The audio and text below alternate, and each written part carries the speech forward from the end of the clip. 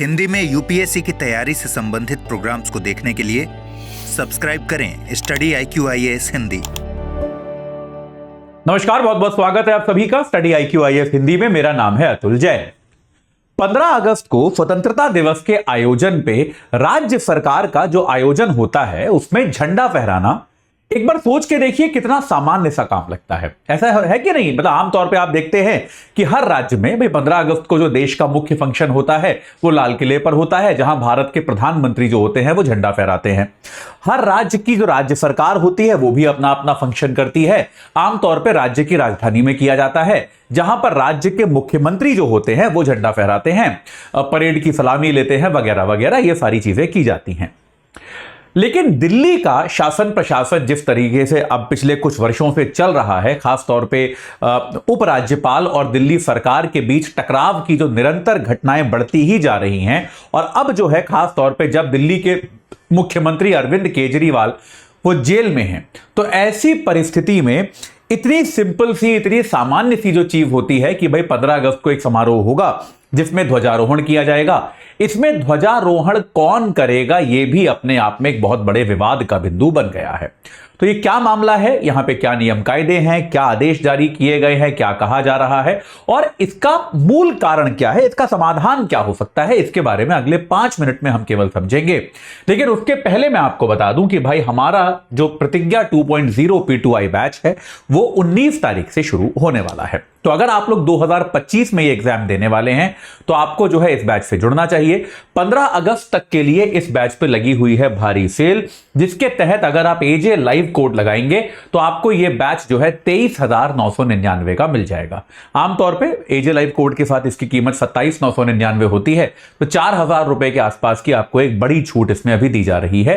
रोज 3 घंटे की live class, mentorship, daily practice questions pre और मेंस के क्वेश्चंस का रोज समाधान, 18 किताबें आपको जो है इसमें मिलेंगी, साथ में एक सिलेक्शन बॉक्स मिलेगा जिसमें आप ये मान लीजिए कि आपके पास बहुत तरह की स्टेशनरी आपको दी जाएगी, और साथ के साथ अगर आप प्री क्वालिफाई करते हैं तो आपको पूरी फीस हम रिफंड कर देंगे, और साथ के साथ आपको जो है दिल्ली बुलाया जाएगा।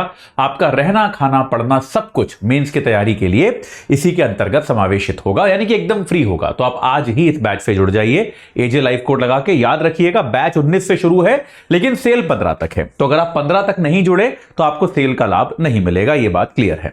ठीक है, चलिए अब एक बार जल्दी से समझने की कोशिश करते हैं कि भाई ये दिल्ली में कुल मिला के चल क्या रहा है। तो 15 अगस्त को दिल्ली में क्या होने वाला है, ध्वजारोहण होगा। ऑब्वियसली हर राज्य सरकार जो है वो ध्वजारोहण का कार्यक्रम करती है। दिल्ली में एक तो भाई भारत सरकार का कार्यक्रम है, वो एक अलग कार्यक्रम होगा। दिल्ली सरकार का जो कार्यक्रम होगा, जो दिल्ली की राज्य की निर्वाचित सरकार है, दिल्ली प्रशासन का जो कार्यक्रम होगा, यह दिल्ली के छत्रसाल स्टेडियम में हर साल होता है। एक परंपरा है, आमतौर पर छत्रसाल स्टेडियम में होता है। दिल्ली पुलिस की एक जो टुकड़ी होती है वो सलामी करती है, परेड करती है। मुख्यमंत्री आमतौर पे यहां पर ध्वजारोहण करते हैं, परेड की सलामी लेते हैं। अब इस बार चुनौती क्या है बेटा? इस बार चुनौती यहां पर यह है कि मुख्यमंत्री हैं जेल में। हम सभी जानते हैं कि मुख्यमंत्री अरविंद केजरीवाल जो है वो जेल में हैं, और जेल में रहते हुए निश्चित तौर पे वो इस समारोह में ध्वजारोहण तो कर नहीं सकते। तो अब सवाल यह खड़ा होता है कि मुख्यमंत्री अरविंद केजरीवाल की जगह पर ध्वजारोहण यहां पर कौन करेगा।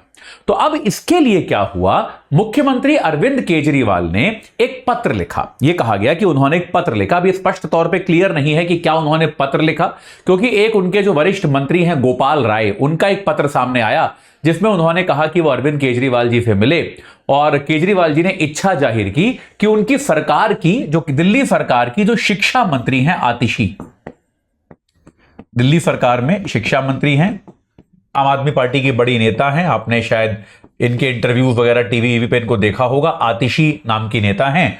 तो भाई ये कि मुख्यमंत्री केजरीवाल ने इच्छा जाहिर की है कि उनकी जगह पर आतिशी जी जो है वो ये ध्वजारोहण करें, ये उनकी मुख्यमंत्री केजरीवाल की इच्छा है। आमतौर पे ऐसा लगा कि चलिए ठीक है, अगर मुख्यमंत्री का अधिकार होता है कि वो झंडा फहराएं, आमतौर पे उनका अधिकार है। अगर वो नहीं कर पा रहे हैं तो वो मेरे ख्याल से इसमें कोई खास प्रॉब्लम भी नहीं है कि अगर वो चुन लें कि भाई मैं नहीं कर पा रहा हूं तो मेरी जगह कौन कर पाएगा। ये चयन मुख्यमंत्री कर लें, इसमें भी कोई समस्याप्रद बात नहीं आई। लेकिन दिल्ली के शासन प्रशासन में बेटा आजकल कोई भी सामान्य सी चीज भी समस्या के बिना तो खत्म होती नहीं।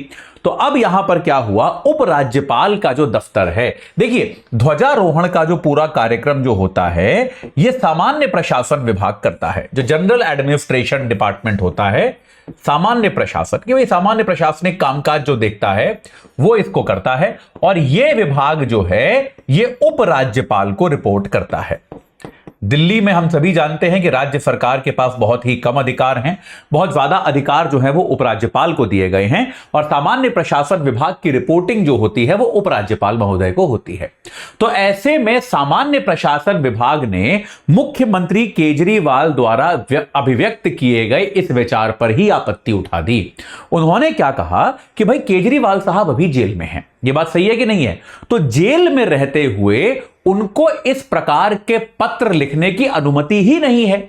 भाई अगर आप जेल में हैं तो आप सामान्य बाहर की दुनिया से इस प्रकार का वार्तालाप नहीं कर सकते।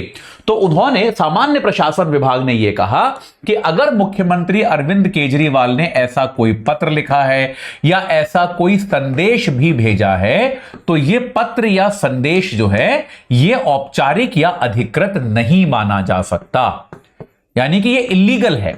कि भाई आप समझिए, अगर आप जेल में हैं तो इसको आप औपचारिक या अधिकृत नहीं मान सकते कि हम नहीं, मतलब उन्होंने ये नहीं कहा कि केजरीवाल की इच्छा गलत है। याद रखिएगा, मैं कुछ जगह न्यूज में पढ़ रहा था, आ रहा था कि उन्होंने ठुकराई केजरीवाल की इच्छा। नहीं, उन्होंने ये नहीं कहा कि केजरीवाल की इच्छा गलत है, हम आतिशी को नहीं करने देंगे, हम किसी और को किसे कराएंगे, ऐसा नहीं कहा। उन्होंने कहा कि केजरीवाल की इच्छा को हम तक पहुंचने का कोई औपचारिक तरीका ही नहीं है ना, मतलब ऑफिशियली केजरीवाल को इस बात की अनुमति ही नहीं है कि वो अपने इस विचार को बाहर भेज पाएं। तो अब कोई भी व्यक्ति अगर आके कह रहा है कि केजरीवाल ने मुझसे ये कहा या फिर केजरीवाल ने चिट्ठी लिखी, तो ये चिट्ठी गैर कानूनी है और सामान्य प्रशासन विभाग जो है वो इस गैर कानूनी चिट्ठी पर काम नहीं करेगा। ये बात जो है सामान्य प्रशासन विभाग कह रहा है कि भाई देखिए, आमतौर पर यह अधिकार मुख्यमंत्री का होता है, लेकिन मुख्यमंत्री जेल में है और मुख्यमंत्री से कम्युनिकेट करने का, उनसे वार्तालाप करने का कोई भी औपचारिक तरीका इस समय नहीं है। कोई भी ऐसा फॉर्मल तरीका नहीं है जिससे मुख्यमंत्री से बात की जा सके।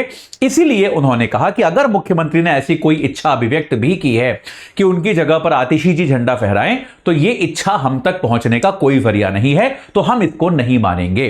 तो इसके बाद फिर सामान्य प्रशासन विभाग ने क्या कहा कि उपराज्यपाल महोदय ने यह अनुमति दी है। उपराज्यपाल साहब ने क्या स्वीकृति दी कि दिल्ली राज्य के जो गृह मंत्री हैं, दिल्ली राज्य के गृह मंत्री कौन है? ये भी आम आदमी पार्टी के ही नेता हैं, इनका नाम है कैलाश गहलोत। तो उपराज्यपाल साहब ने यह कहा कि उपराज्यपाल ने क्या किया है, दिल्ली सरकार के गृह मंत्री कैलाश गहलोत जो है, इनको यह अधिकार देने का फैसला किया है कि 15 अगस्त के फंक्शन पे, 15 आजादी के इस फंक्शन पे ध्वजारोहण जो है वो कैलाश गहलोत साहब करेंगे। अब कैलाश गहलोत साहब भी इसी पार्टी से हैं, केजरीवाल के समर्थक ही हैं, ये बात हम जानते हैं। लेकिन इससे क्या है, एक टकराव की आशंका है। आम आदमी पार्टी ये कह रही है कि भाई चुनाव जीतकर हम आए हैं, हमारी पार्टी से कौन जो है झंडा फहराएगा, ये हमारा संवैधानिक अधिकार है, इसको हमसे नहीं छीना जा सकता। वहीं उपराज्यपाल का दफ्तर ये कह रहा है कि भाई देखो, केजरीवाल की इच्छा तो हम तक पहुंची ही नहीं ना, हम तो नहीं मान सकते ऐसी सुनी सुनाई बातों को। इसीलिए, और चूंकि ये परेड वगैरह जो होती है वो दिल्ली पुलिस करती है, तो लॉजिकल तरीका भी यही है कि हम गृह मंत्री को ध्वजारोहण करने दें, गृह मंत्री को हम उसका जो है परेड का निरीक्षण करने दें, परेड की सलामी लेने दें। और इसीलिए हमने कैलाश गहलोत साहब को नॉमिनेट किया है कि वो जो है इस मामले में अधिकृत व्यक्ति बनकर रहेंगे। देखिए, आमतौर पर बेटा क्या होता है कि राज्य सरकारों में और उपराज्यपाल में, या राज्यों के केस में राज्यपाल में, इस प्रकार के विवाद जो है वो नहीं होते। इस प्रकार की बातचीत जो होती है, मतभेद भी जो होते हैं, वो आसानी से सुलझा लिए जाते हैं।